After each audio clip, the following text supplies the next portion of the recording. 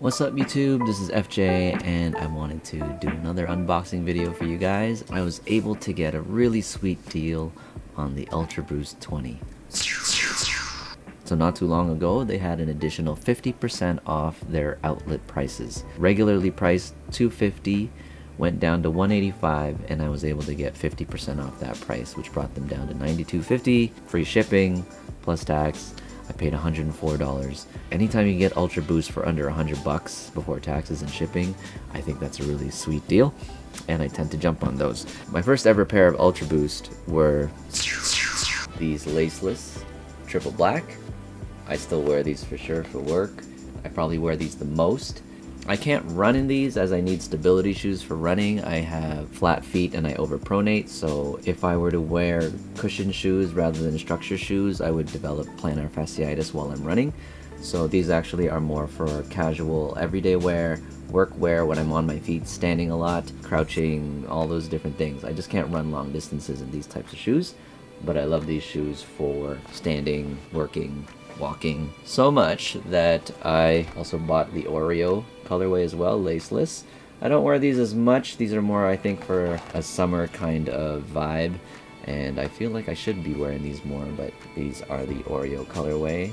I actually got another third pair. They were Parleys. They weren't laceless, but they were cageless. Colorway, they were more like ocean blue, a white midsole and a white outsole as well. Unfortunately, I don't have those anymore. I gave those away. Kind of regret there, but those were my third pair of Ultraboosts. Both these laceless cost me the most. I bought these on StockX for over 200 bucks, I think. By the end of it, maybe cost me 240, 250. These ones cost me around 180. The Parleys, cageless, I think those were 100 bucks. But then I saw these. These are all-terrain Ultraboosts. I got these from an Adidas outlet store in Vaughan Mills Mall, and I think these were 60 bucks. You get a much more rugged outsole with the all-terrain.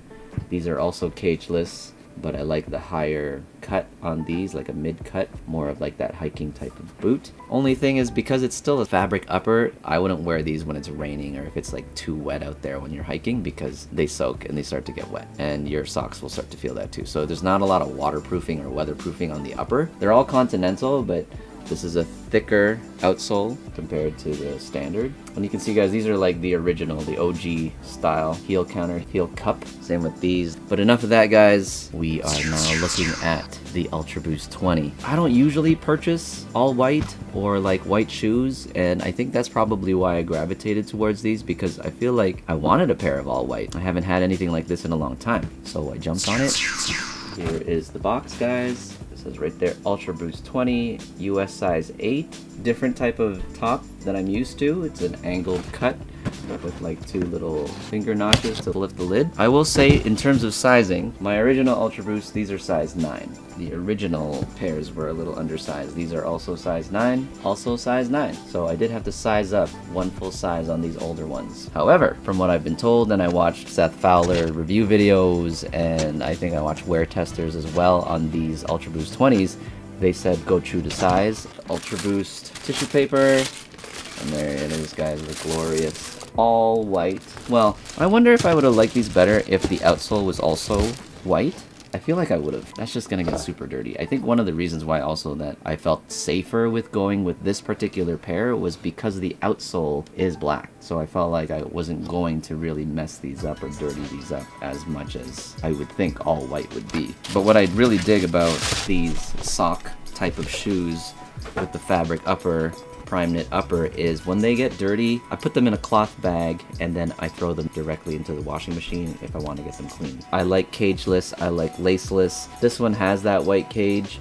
We'll see if I'm gonna be much of a fan of that. I've actually tried these on already, so going true to size was the right way to go. It's very comfortable around my toe box. I do have somewhat wider feet than normal, but not too wide, and I didn't feel any kind of restriction with the width of this shoe. Even with more rugged stitching around the toe box, I didn't have any kind of issues with my foot inside. With the 20s, the heel cup has changed. I'm not sure how I feel about that. I feel like it's gonna be a softer ride because there's more of this open room for the boost to flex. I feel like there's additional padding and fabric around the heel cup, so that's gonna be interesting. It's a look. Am I a huge fan of the look?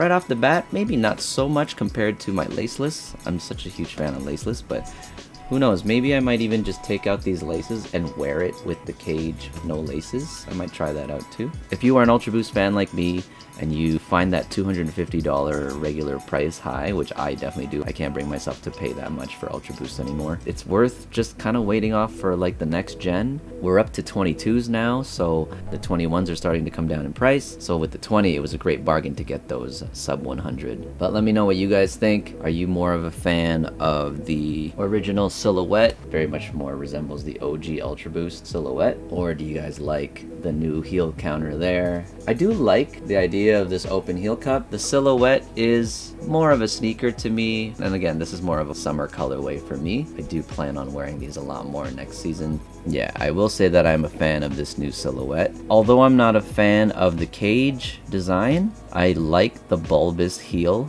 Also with the additional spring plate that they've added in the outsole, I am a fan of that. I have a feeling though that this tread pattern and with the reduced amount of rubber underneath as the outsole, it may not last as long as the originals with the Continental rubber. I know the Continental rubber isn't made for durability, it's actually made for grip. People had complaints about longevity and durability of their outsole because they were actually like running miles and miles and like, you know, half marathons with their Ultraboosts. I can understand why people were a little disappointed with the Continental rubber branding, but after watching some YouTube review videos, I found out that it's because that rubber was made more for grip, not so much durability. So I wonder, with the fact that durability was already an issue, and with this new design it looks like they've reduced the amount of rubber on the outsole, that might be even less durable and maybe might wear out even faster. The 21s and the 22s are pretty similar. I know that the 20s and the 19s were pretty similar as well, so it might be a new silhouette for 23, who knows. But that's it guys, that's all I want to share my excitement with my new pair of Ultraboost 20s, all white, well, with a black outsole. Let me know what you guys think. Do you guys like them? Should I be wearing these in colder weather, fall, winter coming up, or should I hold out and just save these for spring and definitely save these up for the summer? If you like the video guys, please click like, subscribe, hit the notification bell. As always, I appreciate your likes and your comments, and thank you guys for watching, and I'll see you guys in the next one. Peace out.